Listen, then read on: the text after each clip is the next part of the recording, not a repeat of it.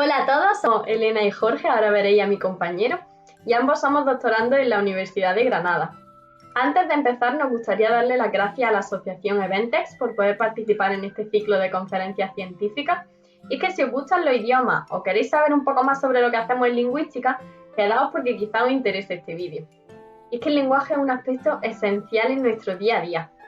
Si os dais cuenta y os paráis a pensarlo, yo ahora mismo estoy hablando a un ritmo relativamente rápido, produciendo muchísimas oraciones, la gran mayoría de ellas bastante complejas, sin esfuerzo aparente. Pero es que lo que es más sorprendente aún es que vosotros ahí detrás de esa pantalla me estáis entendiendo sin realizar tampoco ningún esfuerzo. Y este intercambio no solo ocurre ahora mismo, es que lo hacemos constantemente. Nos comunicamos todos los días, a toda hora, de muchísimas formas diferentes. Y en la gran mayoría de esos casos, la comunicación es bastante exitosa. Normalmente tenemos un hablante que comunica X mensaje y un receptor que no solo es capaz de entenderlo, sino también de responder al instante. Es verdad que el hecho de ser un proceso tan cotidiano y que tenemos tan interiorizado todos nosotros, hace que no nos demos cuenta de lo realmente complejo que es y de lo valioso que es el lenguaje en nuestra vida. Nos permite relacionarnos, expresar sentimientos, transmitir conocimiento, incluso hablar un determinado idioma hará que te sientas miembro de una determinada cultura. Y claro, al ser un fenómeno tan importante en nuestras vidas, debería haber una ciencia que estudie todos los entresijos relacionados con el lenguaje, ¿verdad? Pues bien, aquí es donde entra la lingüística. Aunque al principio no lo parezca, en lingüística existe un enorme campo de investigación. Por ejemplo, si os preguntase a qué se dedica un lingüista, ¿qué es lo primero que pensaríais? A lo mejor pensáis en alguien que estudia los sonidos que realiza una persona al hablar, o alguien que estudia la estructura interna de las palabras. A lo mejor pensáis en alguien que realiza aquellos análisis sintácticos que a más de uno nos llevaba de cabeza en el instituto. Pues bien, estos son campos muy importantes dentro de la lingüística. Sin embargo, existen muchas otras áreas que la gente desconoce y que son también muy importantes. Solo por daros unos pocos ejemplos. A los lingüistas les interesa conocer la relación entre cerebro y lenguaje, o también cómo se usa el lenguaje en el ámbito legal o en el ámbito tecnológico. También les interesa analizar textos que reflejen cómo se usa el lenguaje en el mundo real o qué aspectos de la sociedad pueden influir a la hora de usar la lengua. También es importante conocer cómo se adquiere o aprende una lengua y los procesos cognitivos que se llevan a cabo cuando se está procesando esa información. Pues bien, nosotros nos centramos sobre todo en estas dos últimas ramas, es decir, en la adquisición de lengua y también en la psicolingüística. Y vosotros os preguntaréis, muy bien, pero realmente ¿qué es lo que hacen? Pues bien, nosotros estudiamos fenómenos relacionados con el lenguaje siempre con el objetivo de intentar entender mejor cómo los hablantes aprenden, adquieren y procesan idiomas, ya sea su primera lengua, es decir, su lengua materna, como por ejemplo para mí el español, o un segundo idioma, como puede ser el francés, el inglés, el alemán, cualquiera que se os ocurra. Y es que además existen muchísimos tipos de hablantes diferentes. Y aunque parezca mentira, nosotros no solo nos centramos en los monolingües, es decir, en personas que solo hablan un único idioma, sino que para nosotros un grupo muy importante es el de los bilingües. Y aquí dejadme plantearos una pregunta. ¿Qué es un bilingüe? Seguramente la primera definición que se os haya venido a la cabeza sea la de una persona capaz de hablar dos idiomas. Y eso está muy bien, pero siento decepcionaros porque esta pregunta no es tan sencilla de responder como parece. Realmente no hay un acuerdo claro de lo que es un bilingüe y lo que no es un bilingüe. Y es que para llegar a ese consenso deberíamos tener en cuenta muchos aspectos. Vamos a pensarlo por un momento. Si vosotros tuvieseis que elegir ¿qué criterio debe usarse para determinar si alguien es bilingüe o no? ¿Cuál elegiríais? Quizá lo más sencillo sería decir el nivel de competencia en su segundo idioma, como para mí, por ejemplo, el inglés. Es decir, el nivel de dominio lingüístico que tiene en ese segundo idioma, y que en la Unión Europea, por ejemplo, se mide siguiendo una escala que va desde un A1 hasta un C2. Y eso estaría muy bien, pero la siguiente pregunta sería, ¿qué nivel de competencia o de dominio lingüístico debes tener como hablante para ser considerado un bilingüe. Es decir, ¿solo se me consideraría bilingüe a mí si tengo un nivel casi nativo en ambas lenguas, en español y en inglés? ¿O es suficiente con que yo sepa defenderme más o menos en esa segunda lengua? Seguramente muchos de vosotros también estáis aprendiendo un segundo idioma. Pensad sobre vosotros mismos. ¿Os consideráis bilingües? Porque esa valoración personal también puede ser muy importante. Y si no os consideráis bilingües, ¿por qué? También es verdad que existen personas que pueden comprender perfectamente un idioma, pero les resulta muy difícil hablarlo. O incluso hay personas que lo comprenden y lo hablan, pero no son capaces de escribirlo, como ocurre con muchísimos inmigrantes, por ejemplo. ¿Los consideraríamos bilingües? Otro aspecto a tener en cuenta es la edad en la que la persona entró en contacto con su segunda lengua. Para dejar esto más claro, vamos a ver el siguiente ejemplo. Imaginad que tenemos 3 amigos, John, Alberto y Ana. John vive en el Reino Unido, su madre es española y su padre es inglés. En su casa se hablaban ambos idiomas desde que él nació. Alberto vive en España y en su casa se habla español, solo que él ha estado aprendiendo inglés desde los 4 años en un colegio bilingüe. Ana también vive en España y en su casa también se habla español, solo que ella ha aprendido inglés en el colegio desde los 10 años y luego se apuntó a una academia. Aunque no lo parezca, estos 3 amigos son bilingües, solo que cada uno de ellos es un ejemplo de un caso distinto. John sería un bilingüe simultáneo. Alberto sería un ejemplo de un bilingüe secuencial temprano, mientras que Ana sería un ejemplo de un bilingüe secuencial tardío. Creo que la mayoría de nosotros nos sentimos identificados con el último caso. Como podemos ver, hay una gran variabilidad entre estos tipos de hablantes, y esta es una de las cosas que hace estudiarlos tan interesante. Y ahora que tenemos todas esas ideas en mente, ¿cómo se hace investigación en lingüística? Yo sé que es muy sencillo pensar en investigación en las ciencias puras o en las ciencias naturales, como puede ser la biología, la física, la química. Y es verdad que esta imagen de un científico con bata blanca en un laboratorio no cuadra demasiado con la de un lingüista. Así que dejadnos contaros cómo investigamos nosotros, porque en realidad no es muy diferente a la investigación en cualquier otra disciplina. Y es que nosotros siempre vamos a intentar responder a 3 preguntas muy básicas. ¿Qué? ¿Quién? ¿Y cómo? Empecemos con el qué, es decir, ¿qué se estudia? Obviamente lo primero de todo es tener un objeto de estudio, que como hemos dicho hace un momento, es el lenguaje, la lengua. Pero esto es como decir que el objeto de estudio de un médico es todo el cuerpo humano. Por eso acotamos o delimitamos un poco más y estudiamos fenómenos lingüísticos más concretos, como por ejemplo determinadas estructuras gramaticales o determinadas formas lingüísticas. Un ejemplo sería analizar cómo se usan los pronombres cuando son sujeto. Y es que en español, cuando tenemos un sujeto y queremos usar un pronombre, podemos hacerlo de forma explícita, lo que se conoce como pronombre explícito, o de forma tácita, lo que se conoce como pronombre nulo.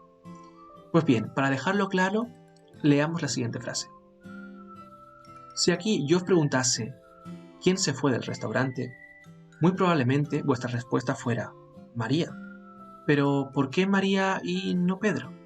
Realmente en la frase no hay nada que nos indique que no pueda ser Pedro. Pero nosotros, los hablantes nativos de español, usamos los pronombres nulos cuando el sujeto se mantiene.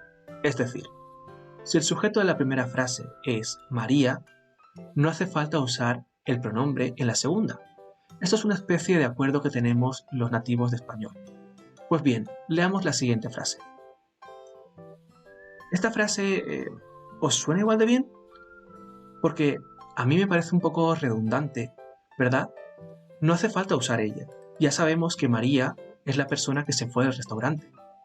Pero entonces, dado que por defecto vamos a entender que María se fue del restaurante, ¿qué hacemos si queremos referirnos a Pedro? Pues en esos casos sí que sería necesario utilizar un pronombre pleno o explícito, como por ejemplo el pronombre personal él en esta oración. María saludó a Pedro y él se fue del restaurante. Por tanto, como vemos, en español nativo tenemos una serie de preferencias, aunque no nos demos cuenta de ellas, a la hora de interpretar a quién nos estamos refiriendo en base a los pronombres que utilizamos. Así como resumen rápido y sencillo, podemos decir de forma bastante esquemática que utilizamos pronombres nulos cuando mantenemos el mismo sujeto durante varias oraciones, es decir, cuando estamos hablando de la misma persona. Por eso decimos, María saludó a Pedro y se fue del restaurante. Pero cuando queremos cambiar de sujeto, introducimos formas más explícitas como los pronombres personales para marcar bien ese cambio. Y así decimos, María saludó a Pedro y él se fue del restaurante. Y es que si Pedro no era el sujeto en la primera oración, debemos indicar de alguna manera que ahora sí que va a serlo en la segunda. Y eso lo hacemos mediante el uso de estos pronombres. Muy bien. Nosotros, como nativos, hacemos esto de forma totalmente natural. No nos paramos a pensarlo. Pero ¿qué pasa con aquellos que están aprendiendo español como segundo idioma? ¿Van a saber utilizar así también los pronombres? Aquí es donde llegamos a la segunda pregunta que estábamos mencionando antes. ¿Quién? Porque un aspecto muy importante es decidir qué tipo de participantes buscamos. Es decir, qué tipo de hablantes queremos analizar, a quiénes vamos a incluir en nuestra investigación. Y es que si seguimos con este tema del uso de pronombres, sería bastante interesante estudiar este fenómeno en aprendices cuya lengua materna sea, por ejemplo, el inglés y que están aprendiendo español. Y os preguntaréis, ¿por qué? Pues porque, como la mayoría sabemos, en inglés siempre se necesita mencionar un sujeto de forma explícita. Pero esto no es necesario en español, de hecho, como hemos visto, solemos evitarlo. En español podemos decir, por ejemplo, María visitó a Pedro, aunque se encontraba mal, pero en inglés sí que tenemos que mencionar ese segundo sujeto de forma explícita. Así que diríamos, por ejemplo, Mary visited Peter although she or he was sick. Ahí vemos que entre el español y el inglés hay una clara diferencia. Así que una pregunta muy lógica sería, ¿sabrán estos nativos de inglés que están aprendiendo español como segunda lengua que pueden omitir ese sujeto en español? ¿O los van a utilizar como hacen en su lengua materna? Es decir, dirán, María visitó a Pedro aunque ella se encontraba mal, ¿o sabrán que pueden eliminar el pronombre ella y dirán, María visitó a Pedro aunque se encontraba mal? Bien, pasamos ya a la tercera y última pregunta que habíamos planteado antes, y esta sería ¿cómo? Es decir, ¿cómo vamos a llevar a cabo nuestro estudio? Pues bien, una vez sabemos qué es lo que queremos estudiar y tenemos una idea clara de qué participantes queremos incluir en nuestro estudio o no, tenemos que establecer una metodología. Aquí nos gustaría distinguir entre dos tipos de métodos. Tenemos los estudios experimentales y los estudios de corpus. Y sí, habéis oído bien, nosotros también realizamos experimentos, aunque no llevemos bata ni usemos microscopios. Pues bien, en cuanto a los estudios experimentales, cabe decir que lo que buscamos aquí es que los participantes realicen tareas lingüísticas de forma muy controlada en condiciones específicas. Y realmente este tipo de estudio depende bastante de lo que queramos analizar. En lingüística, por ejemplo, podríamos analizar la producción o la comprensión del lenguaje. Bien, digamos que queremos analizar la producción. ¿Qué tipo de tareas podríamos darles? Pues por ejemplo, podríamos decirles que narren una película, o que describan una secuencia de imágenes, o que tengan una conversación. ¿Y esto para qué? Pues para que sean ellos mismos quienes produzcan ese lenguaje. Bien, pensemos ahora en los ejemplos anteriores. Si queremos analizar cómo se usan los pronombres, por ejemplo, podríamos decirles que nos narren una película y así usarían los pronombres para referirse a los protagonistas.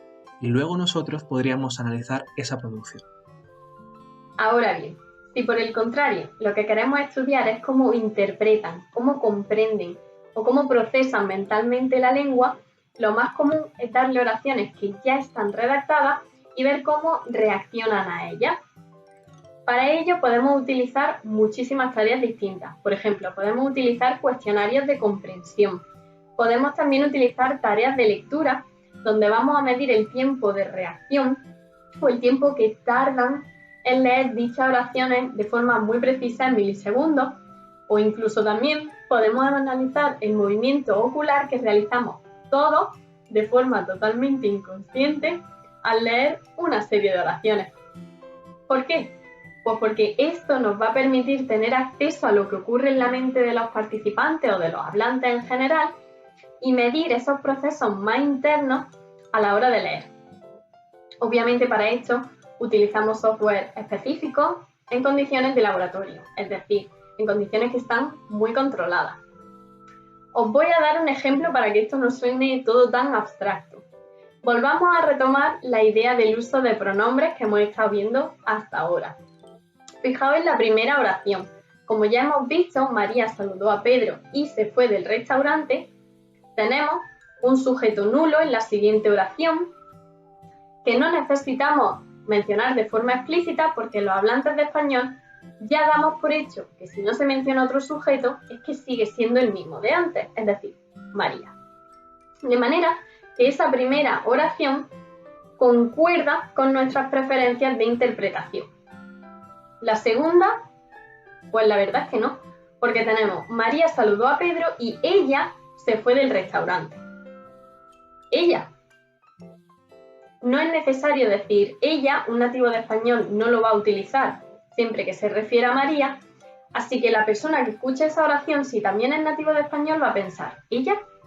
A lo mejor está hablando de otra persona, sigue siendo María, no concuerda muy bien con nuestras expectativas, con nuestras preferencias de interpretación. Entonces, por lógica, ¿qué oraciones vamos a leer más rápido? ¿Las que concuerdan con nuestras preferencias, como la primera, o la que no? Efectivamente, leeremos más rápido las que sí concuerdan con nuestras preferencias, en este caso, la primera. Porque cuando leemos oraciones que van en contra de nuestra interpretación inicial, nuestro cerebro durante un segundo, muchísimo menos de un segundo, dice ¿cómo? Duda, digamos, por unos instantes y finalmente interpreta la oración de forma correcta. Todo esto ocurre obviamente en milisegundos, nosotros no nos damos cuenta de ello, pero ocurre y dice mucho de la forma en que cada hablante interpreta la lengua en sí.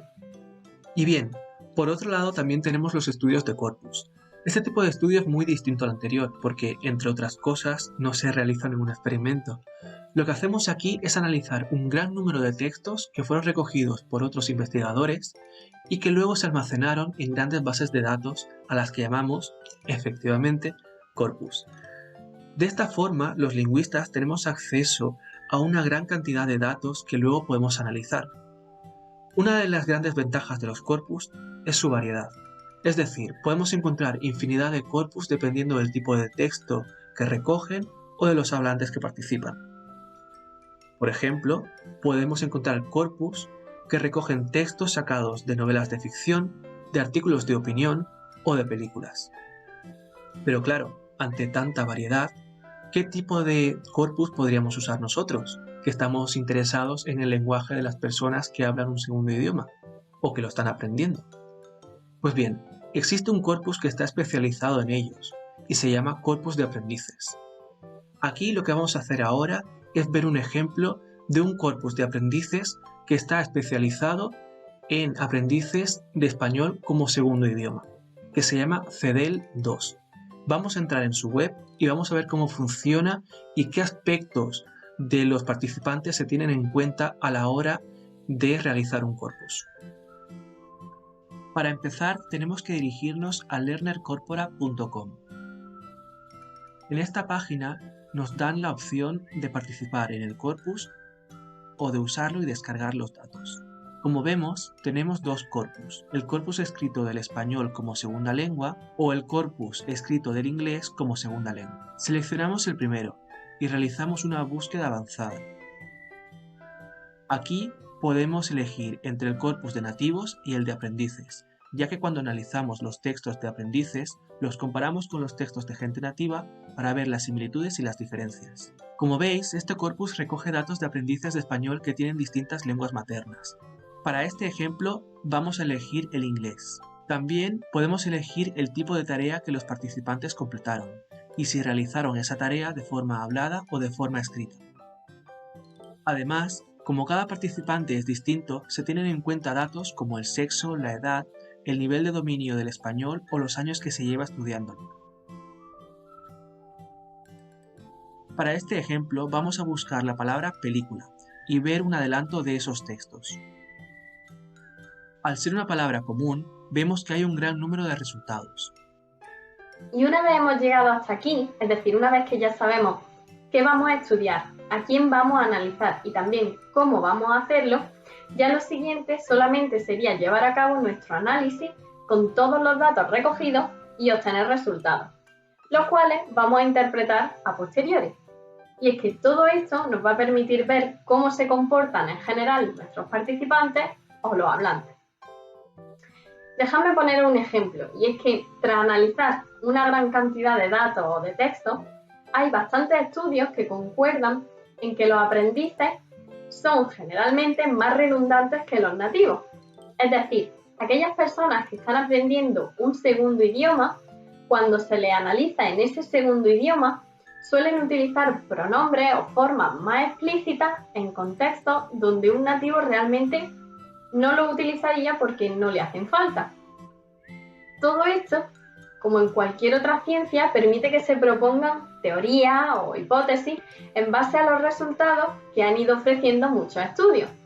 Y ya más adelante, esas teorías se van a ir adaptando o incluso refutando según los datos que vayan ofreciendo nuevos estudios posteriores. Por eso es tan importante que sigamos investigando, porque solo así vamos a seguir avanzando y generando más y más conocimiento. Y después de todo esto, quizá haya alguien que todavía se pregunte ¿por qué es importante estudiar cómo hablan los bilingües? Bueno, pues investigar en lingüística es importante. No solo nos permite saber cómo funcionan las lenguas en sí, sino también ver cómo los hablantes las adquieren, cómo las procesan y cómo las representan mentalmente. Y es que estudiar cómo esos bilingües procesan el lenguaje nos dice muchas cosas, sobre todo cuando los comparamos con los monolingües o con los nativos, porque nos va a ayudar a entender mejor cómo funciona la mente humana a mayor escala. Todo esto tiene obviamente diferentes implicaciones. Voy a terminar quizás con la más sencilla de todas ellas, que está relacionada con la enseñanza de idiomas. Porque si llegamos a entender bien cómo funciona la mente de un aprendiz cuando habla en ese segundo idioma, cómo estructura la gramática, podríamos diseñar metodologías de enseñanza más adaptadas a las necesidades de cada tipo de aprendiz y, por tanto, más eficaces. Y así no nos pasaríamos años y años estudiando un segundo idioma para terminar teniendo, con suerte, un B1. Así que esto sería todo. Muchísimas gracias por estar ahí. Esperamos los dos que os haya gustado este vídeo y nos vemos pronto.